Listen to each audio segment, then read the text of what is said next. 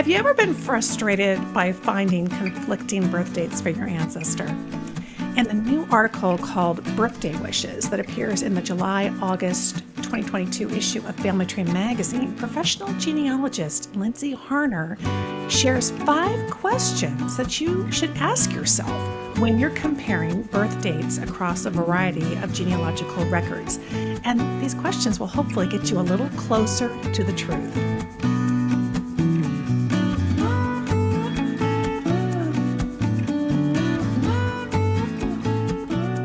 Welcome to the show, Lindsay. Thank you, Lisa. I'm glad to be here. Wonderful to have you here. I think this is your first time here on the podcast, and I've just been so enjoying the article. It's always helpful when we have something to guide us through and we find conflicting information. What are some of the possible reasons that we might come across birth date discrepancies when we're looking at a variety of different genealogical records? Mm-hmm. Well, when we're talking about vital records, and when I say vital records, I'm talking about birth, marriage, and death records.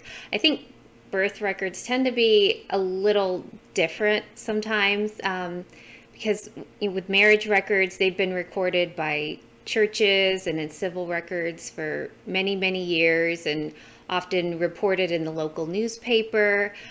Death dates are often carved on headstones. But with the birth date, I mean, nobody can remember their own birth date, right? So in the days before documentation, a lot of times people only they relied on what they were told by, maybe a parent or a relative in terms of what their actual birth date was. That's a good point. It poses a very unique challenge. Well, let's jump into your 5 questions because I think they're really great questions for us to be asking ourselves. What's the first thing that we should ask ourselves when we're seeing a discrepancy? Mm-hmm. Well, the first question you should ask yourself is, when was the record created?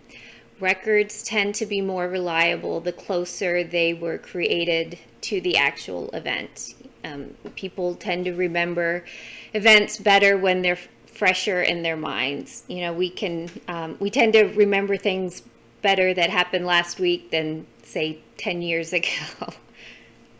Yeah, that's a very, very good point. And question number 2, where does that lead us? Mm-hmm. The next thing you're going to want to look at is, who was the source of the birth information?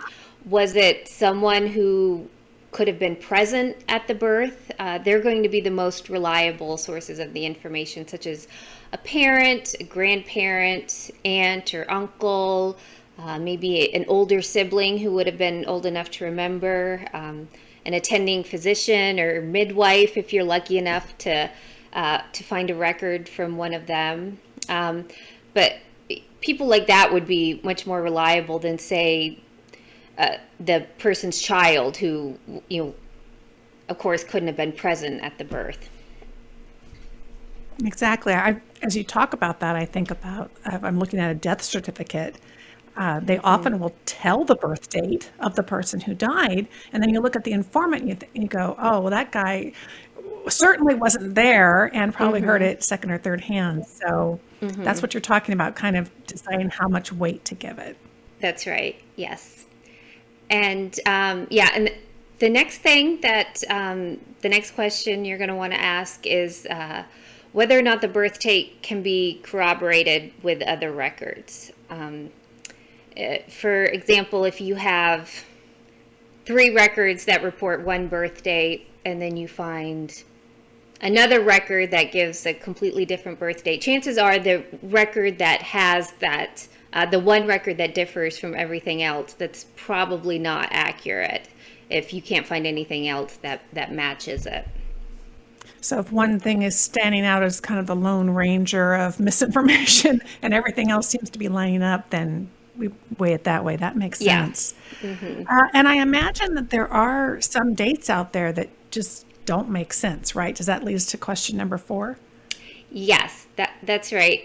So you're going to want to take into consideration everything that you know about the person when you have conflicting information like this. You're going to want to look at all of the records you have related to them and their immediate family. And that should clue you in onto whether or not a certain birth date is even plausible or makes sense. For example, if someone's listed in the 1860 census, well, they couldn't have been born in 1861 or later. Or if they have, they had an older brother who was born in 1875, they needed to, their birth date would have to be at least 9 months after the older sibling's birth date. Great. And that sounds logical, but it's funny when you're in the heat of a challenge, sometimes it's easy to lose sight of those very simple ways to just kind of check that out. And then we have your final and fifth question. What else should we be asking ourselves? The last question that I recommend you ask yourself in this situation is there a reason that the source would be dishonest? There's lots of reasons why someone may have lied about their age. I'm sure most of us have heard about boys claiming to be older than they actually are in order to be eligible for military service. I have some people may have lied just for the sake of appearances. For example, I can think of an instance in my own family tree where I have a female ancestor who was about 7 or 8 years older than her husband, and once they were married, all of a sudden her birth year in census records became much later, because she apparently didn't want people to know she was so much older than her husband, or they just assumed that they were closer in age. So that's one reason why someone could be dishonest, or if they had a financial incentive to be dishonest, that could be another reason. I know my grandfather, he got his driver's license when he was 15. He lied about his age, and for many years his driver's license had the wrong age on it. There's all sorts of reasons that people could lie. So you'll just want to ask yourself, is there a reason? Did they stand to gain something from being dishonest? That's a very good point. It makes me think back, if anybody ever finds my first job application, they will find a bit of a lie on the age, because I was really anxious to get to work. So I was 15 and I said I was 16 in a different year. But I don't do that anymore. These are great. Something else, when we're looking at these kinds of records, and you were talking about finding additional records to corroborate what we're finding, what are some of the birth record substitutes that we could be looking for? Yes, fortunately, even in the years before state issued birth certificates, there are a lot of other sources that we can turn to that would give a birth date. Probably the best sources out there would be a family Bible or a baptismal record. Chances are they were created very close to the birth, not very long after. If your ancestor lost a parent at a young age, there may be guardianship records out there that would record their birth date. If your ancestor served in the military, there could be various military records, enlistment records, pension records, World War I, World War II draft registration cards. They would record birth dates. They're both available on Ancestry. Headstones. Older headstones often, they might not record a birth date, but I've seen many where they'll record the death date and give the person's age, very specific age in years, days, and months. And so even if it doesn't record the actual birth date, you can record the birth date. So that's another option. There's death certificates, obituaries, And there's also many records that record a person's age at the time that the record was created. Census records are, of course, a big one. Marriage records, and you can use those to calculate, help calculate a range of when their birth may have occurred. Very good point. I think of, gosh, as you list those records, I think of so many others too, like a passport application. And we see those over, I know I've seen them in ancestry.com, and the person puts down their birth date. So, gosh, lots of different opportunities to come up with some additional records to help check out and see Yes. what the truth is. Also, in this article, you gave a great case study, and I always think it's so interesting when we take the theory behind what we're doing and really apply it to something. Share with folks the a case study and kind of the example that it plays out in terms of dealing with these discrepancies in birth records. Yeah, well, I've come across this situation a few times in my research, but probably the most interesting and perplexing case I shared in the article, and that's about my great-great-grandfather named Thomas H. Higgins. He was born in Pennsylvania in the 1850s, so many years before Pennsylvania started issuing birth certificates. Pennsylvania didn't start until 1906. But fortunately, his life is very well documented. I have many records that record a birth date for him. Unfortunately, very few of these records match when reporting his birth date. I actually found 6 different birth dates for him. And so what I did is I went through each record and evaluated each record based on the questions that we just talked about. And initially, I believed he was born on December 9th, 1856. And I had gotten that birth date. I believe they were very reliable sources. That birth date had appeared in a biography my grandfather had written about him. It had also appeared in a school application I had found, and it had appeared in his mother's Civil War widow's pension application. So that date had come from his mother. However,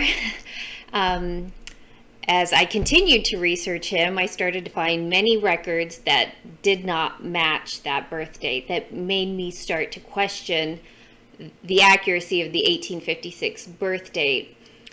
I started to find quite a few records that said that he was born more than a year earlier in August 1855. And initially, I didn't put much stock into some of these records because quite often he was the source of the information, or he may have been the source. And he actually was not a very reliable source because I also know that he had a history of lying about his age. As I mentioned previously, quite often young boys would claim to be older to enlist in the military, but in his case, he actually claimed to be about 15 or 16 years younger than he was to enlist in the military. He was in his 60s during World War I, and he claimed to be in his 40s in order to enlist. And so any source that, any record where he was the source, I wasn't sure whether or not to believe him. But then I started to find other records. I found an additional birth date buried in his mother's Civil War pension application, and then I found a baptismal record, and they both corroborated the August 1855 birth date. And of course, if he was baptized in March of 1856, he couldn't have been born in December 1856. And so I questioned why, what was the reason for these multiple birth dates.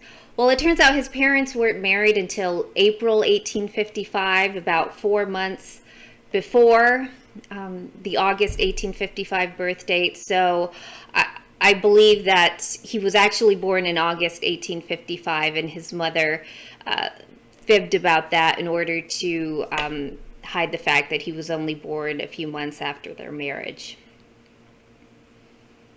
There, another great example of a reason why somebody might fudge things a little bit. And I really like, Lindsay, in the article, how you share kind of a chart that you put together, almost like a timeline, but really you charted out all the different items. And it really helps you see the whole picture of all these conflicting dates, where they're coming from, when they were created, all those things that you mentioned, so that we can try to make a final determination.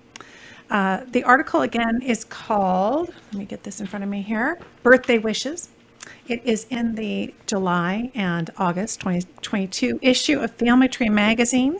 Happy to have you in the magazine. I know I write the column each month or each issue, and these issues are always packed full of great information, and certainly this article is. So I encourage everybody to go out and read it. Tell folks, Lindsay, where they can find you and what you're up to these days.